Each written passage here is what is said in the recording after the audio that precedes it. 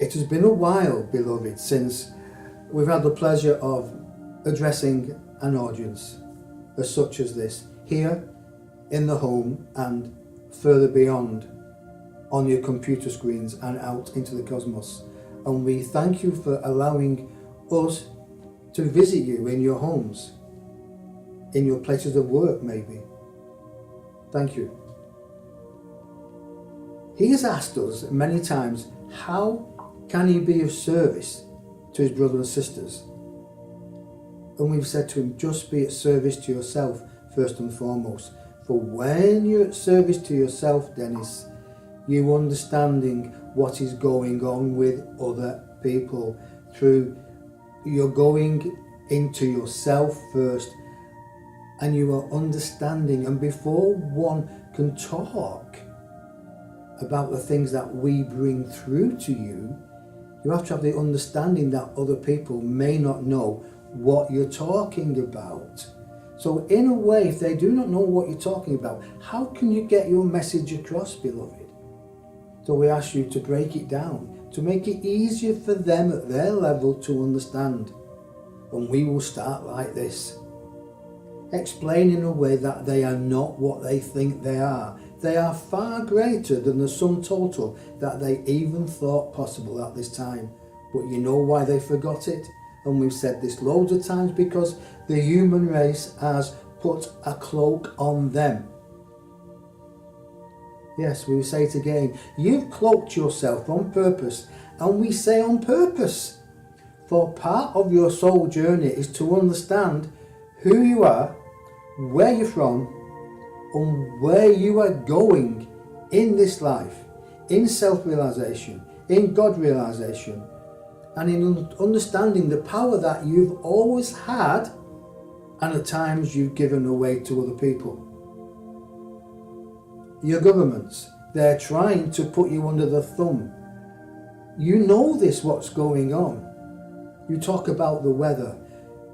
Was it man-made? We leave that to you to find out yourself. You talk about the earthquakes, and we will say, look at the bigger picture, beloveds. What is it all about? You are source material. You will never, never die. Yes, unfortunately, you may lose the human form, but does it really matter? At this level, yes, it does to some of you, and no, it doesn't to those who have gone through already to the fourth, the fifth, and the sixth vibration of dimension of understanding that the physical form will falter sooner or later. And when it falters, you have a great understanding of what's going on. You are all source material. You come from the source. And the source can never be exhausted. So why, beloveds, do you sit and feel as though you're being picked on? Because you are allowing other people to pick on you. By your thought patterns, you feel downtrodden. But if you change your thoughts, and you know what we're going to say, thoughts matter, thoughts are real. Well, they are. Even the Bible says it many years ago. You are what you thinketh you are. And that was written thousands of years. So where's that energy come from, beloveds? Past. Brought forward by what you may call your spaceman, the Christ vibration. Actually, we are playing with the energy. We are giving you different ways of thinking. There are different religions who have their own people that they pray to. This is fine. This is absolutely brilliant until you go to the next stage. And the next stage is understanding where all these, what you may call individual energies, originate from. What is the source behind this? What is the power that brings these individuals into the manifestation of the human body, materializing on your human world and going through a life of change? For themselves, sometimes not a happy change, but they know, for deep within them, they have an understanding that life is a game. It is a game. Walking in mastery, beloveds, is not about mastering every element that you have.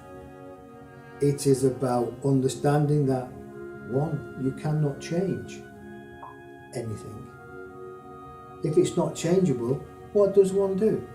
Does one sit back and say, I can't change that, but you know what? I'm not being unhappy.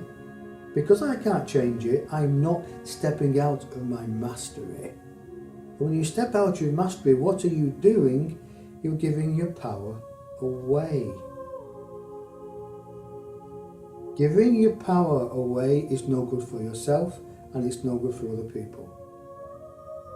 And I'm sure you understand that, because you've all had your individual understandings of trials and tribulations about giving too much to people.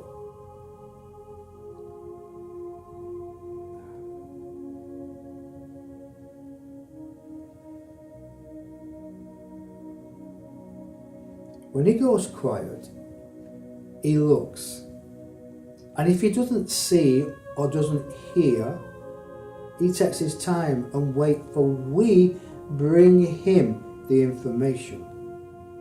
You would love to see him when he was at the spiritual churches, when he first began to understand that he could see and hear.